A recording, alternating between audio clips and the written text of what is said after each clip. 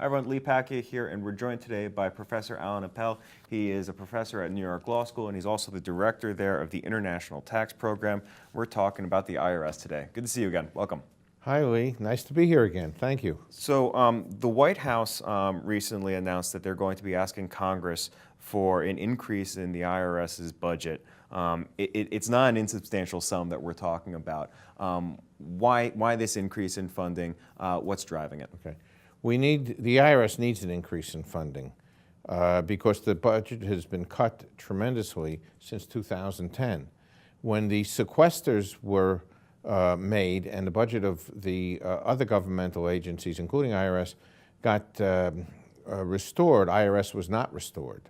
It's incredible to me as to what is going on with the budget for IRS, because the country is still in a deficit. I recall when President Clinton was last year of office, there was a surplus, and we couldn't decide what to do with the surplus, whether to spend it or to give it back to the taxpayers. And then, of course, the Iraq War came, and the country went into a terrible deficit.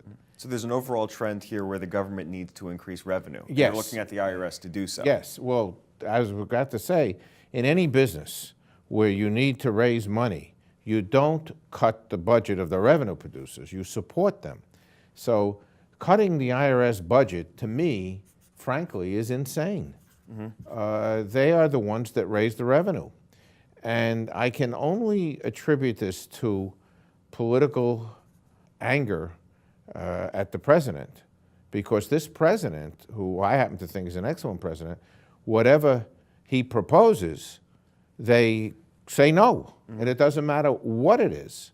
And unfortunately, by doing this, the taxpayers and the public are getting hurt. Cutting the budget, and the country's getting hurt, because cutting the budget of the IRS, the chief revenue producer for this country, is basically cutting off the ability for the country to raise revenue from its taxpayers. So, and I think there's, I almost thought originally when this came out that Congress was afraid of itself getting audited, because there have been some audits of some Congress members, and some pretty interesting things have come out. I can imagine. And I mean, the vice president, when I think it was the Reagan administration, I forget his name, he was audited and he hadn't filed tax returns for many years. A lot of the politicians have had tax problems. So to protect themselves, they want to take the power away from IRS.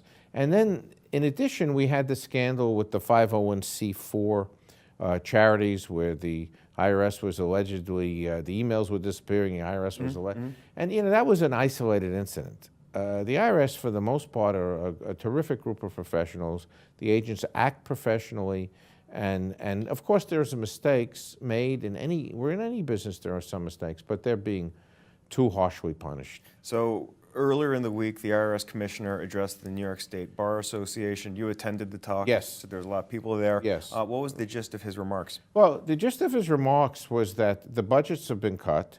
Therefore, there are going to be less audits of individual taxpayers.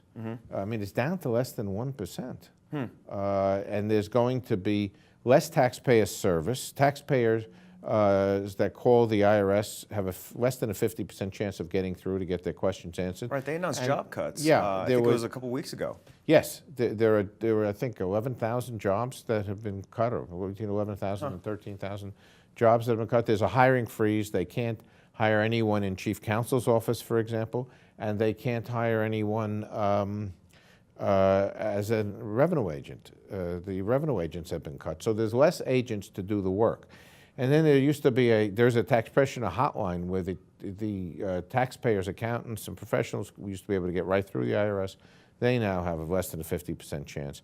And it's all worked all these years as a partnership between the accountants, the tax lawyers, and the IRS. They all worked hand in hand. Why? Because the biggest source of support for raising the revenue and we're in a self-compliance system, and the biggest thing for getting taxpayers to comply was to have the support of the tax return preparers, the CPAs, and the lawyers. And the IRS would partner with them, and they would make sure taxpayers did the right thing. So, Professor, I'm going to ask you to do something very difficult here and tell me what Congress is going to do. Are they going to give the White House what they're looking for here, or is this going to be a protracted fight that's going to end in stalemate or failure? I don't think we're going to see, I don't think the White House is going to get what it wants until the president's term is up, unfortunately. Really?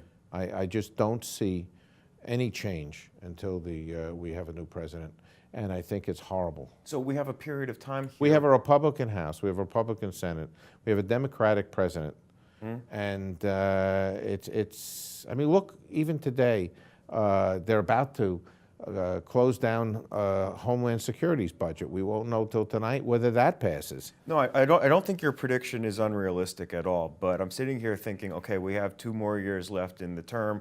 The IRS, as you said, is understaffed and underfunded.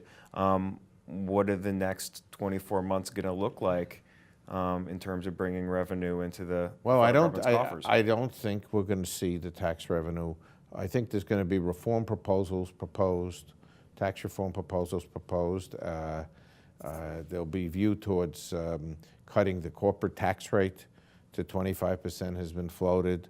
There may be the end of worldwide taxation for domestic corporations. We may go back to a territorial system. It's just too soon to say. And personally, I don't think we're going to see any reform during this administration because they haven't figured out a way to work together. Yeah, stalemated Congress. Professor, fascinating stuff. Always appreciate you coming in and talking to us. Thank you, Lee. That's Professor Alan Appel from New York Law School. If you'd like to see more of the stuff they're working on, be sure to go check them out online at nyls.edu. I'm Lee Pacchia. See you next time.